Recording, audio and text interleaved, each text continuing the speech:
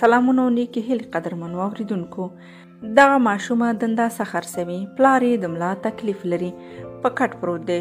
ماشومه وایي کله چې له کور نه په دې موخه وځم چې د 100 روپو دنداسه به خرڅ کړم تر څو زما واړو ورونو او خویندو لپاره یو مړۍ ډوډۍ پیدا کړم. خو دا ماشومه وایي چې بیرون راته خلک بدې خبرې کوي او غلطې غوښتنې رانه کوي.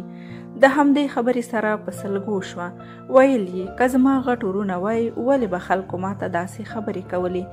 وایي یوه ورځ ماښام و، کور ته راتللم، دنداسه هم خرڅه نه شوه. ویل یې یو 2 هلکانو راته ویل چې راشه دا ټوله درنه مونږ اخلو. وایي کله چې ورنږدې شوم هلکانو یو بل ته اشاره وکړه او ورته ویل چې کور ته به یې یوسو. وایي د همدې خبرې سره ما چیغې کړې، بیا نور خلک راغلل او زه ترېنه وژغورلم.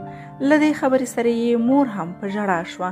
ویل چې دروازې ته به تلم او راتلم او ویل به مې چې زما خوږې لورې ته به په کوم مشکل کېږي. لورې ته ولې ناوخته شوې؟ ویل یې چې لور مې راغله وېرېدلې وه، ټوله شپه یې په تبه تېره کړه.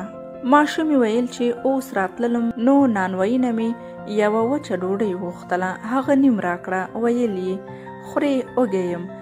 بیا ما ورته ډوډۍ تیاره کړه، سترګې یې له اوښکو ډکې وې. ویل یې اوس ډارېږم، اوس دنداسه نه خرڅوم، خو په کور کې مو یوه وچه ډوډۍ هم نشته.